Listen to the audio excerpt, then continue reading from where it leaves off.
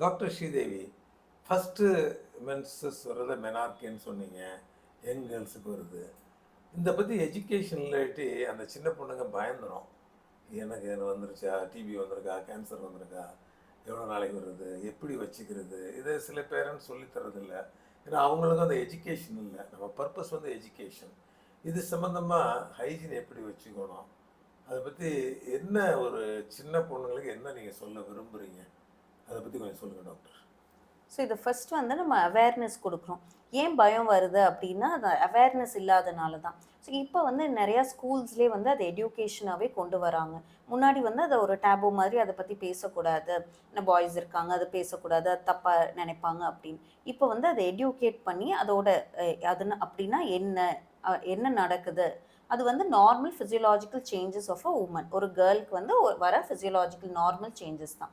So அந்த changes வரது தான் நம்ம வந்து பியூபர்ட்டி ஆர் மெனார்கே, அந்த பீரியட்ஸ் ஃபர்ஸ்ட் வரது மெனார்கே அப்படின்னு சொல்லுவோம். ஸோ ஃபர்ஸ்ட் அவங்களுக்கு அவேராக இருக்கணும். ஓ எப்போனாலும் வரலாம், அது வந்து நார்மல் தான், ஸோ ஒன்றும் பயப்பட வேண்டாம். நெக்ஸ்ட் வந்து அவங்க பேரண்ட்ஸ்க்கு அதை இன்ஃபார்ம் பண்ணணும். சில பேர் பயந்துட்டு ஏதோ ரத்தம் வருது அப்போ வீட்டில் சொல்லக்கூடாதோ அப்படின்னு நினச்சிப்பாங்க. ஸோ அந்த அவேராக அவங்க இருக்கணும். ஒன்றும் ப்ராப்ளம் இல்லை, இது எல்லாருக்கும் எல்லா கேர்ள்ஸ்க்கும் வரது தான் அப்படிங்கிறத நம்ம வந்து ஒன்றும் பயப்பட வேண்டாம் அப்படிங்கிறத மெயினாக ஸ்ட்ரெஸ் பண்ணி அவங்களுக்கு இது சொல்லணும்.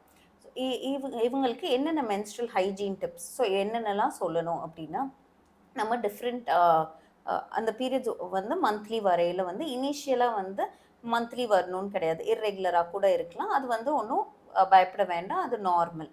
ஸோ இப்போ அவங்க என்ன பண்ணணும் அப்படின்னா, பேட் வந்து பேட்ஸ் வைக்கிறாங்க ரெகுலராக சேஞ்ச் பண்ணணும். ஏன்னா யூஸ்வலாக வந்து இல்லை லைட்டாக தான் படுது அப்படின்னு சொல்லி ஒரு நாளைக்கு ஒரு பேட் அந்த மாதிரி வைக்கக்கூடாது. மினிமம் ஒரு 4 to 6 hours ஒன்ஸ் வந்து நம்ம பேட் சேஞ்ச் பண்ணணும். நெக்ஸ்ட் வந்து அந்த ஏரியா வந்து நல்லா க்ளீனாக ஹைஜீனிக்காக வச்சுக்கணும். ஏன்னா நல்லா வாஷ் பண்ணிவிட்டு மெயினாக ட்ரையாக வச்சுக்கணும். ஏன்னா இல்லைன்னா இன்ஃபெக்ஷனுக்கான சான்ஸ் வந்து ஜாஸ்தி இருக்கும். ஸோ ஒரு ஒயிட் டிஸ்சார்ஜ் வரதோ இல்லை பெல்விக் இன்ஃபெக்ஷன் இல்லை யூரினரி ட்ராக்ட் இன்ஃபெக்ஷன் வரதுக்கான சான்ஸ் வந்து ஜாஸ்தியாக இருக்கும். ஸோ அந்த இடத்த வந்து க்ளீனாக வச்சுக்கணும், அதே மாதிரி ட்ரையாக வச்சுக்கணும். பேட் வந்து அடிக்கடி மாற்றணும். இப்போ இது வந்து வேறு ஏதாவது அந்த டேம்போன் அந்த மாதிரி வைக்கையில் நம்ம ஸ்டெரைலாக கேர்ஃபுல்லாக வைக்கணும். ஏன்னா எனி ஃபாரின் பாடி வைக்கையில் வந்து நம்மளுக்கு வெளியில் இருக்க இன்ஃபெக்ஷன் உள்ளே போயிடாமல் இருக்கணும். ஸோ வந்து நல்ல ஸ்டெரைலாக நல்ல ஹைஜீனிக்கான ப்ராடக்ட்ஸ் வந்து நம்ம யூஸ் பண்ணணும். ப்ரிஃபரபிளி வந்து இந்த வாஷ் அந்த மாதிரி யூஸ் பண்ணலாம். என்ன டிஃப்ரெண்ட் சோப்புக்கும் அதுக்கும் அப்படின்னு பார்த்தோன்னா, நார்மலாக வந்து நம்ம அந்த வெஜைனல் ரீஜனில் வந்து பாக்டீரியா இருக்கணும், அந்த வல்வா வெஜைனல் ரீஜனில். அந்த பாக்டீரியா கம்மி ஆகையில் மட்டும்தான் இந்த மித்த பாக்டீரியாலாம் க்ரோ ஆகுது. ஸோ இந்த சோப்ஸ் எல்லாம் என்ன பண்ணுது அப்படின்னா எல்லா பாக்டீரியாவையும் அழிக்குது. பட் இந்த வாஷஸ் என்ன பண்ணுதுன்னா அந்த ஏரியாவை அசிடிக் பிஹெச்சில் வச்சிருக்கு. ஸோ அப்போ நார்மல் ஃப்ளோரா, அந்த நார்மல் பாக்டீரியா இருக்க வேண்டியது இருக்கணும். அப்போ தான் வந்து மித்த பாக்டீரியா க்ரோ ஆகாது. வேறு என்ன டிப்ஸ் பண்ணணும், ரொம்ப ஜங்க் ஃபுட், சுகரி ஃபுட் அந்த மாதிரி சாப்பிடக்கூடாது. ஏன்னா அது எல்லாமே மோர் சான்சஸ் ஆஃப் இன்ஃபெக்ஷன் வந்து ஜாஸ்தி பண்ணும். ஸோ இந்த ரொம்ப பேக்ட் ஃபுட், கார்பனேட்டட் ட்ரிங்க்ஸ் அந்த இதெல்லாம் வந்து பார்த்துக்கிட்டு சாப்பிடணும். ஏன்னா இப்போ லைஃப் ஸ்டைல் சேஞ்சஸ் தான் ரொம்ப முக்கியம்.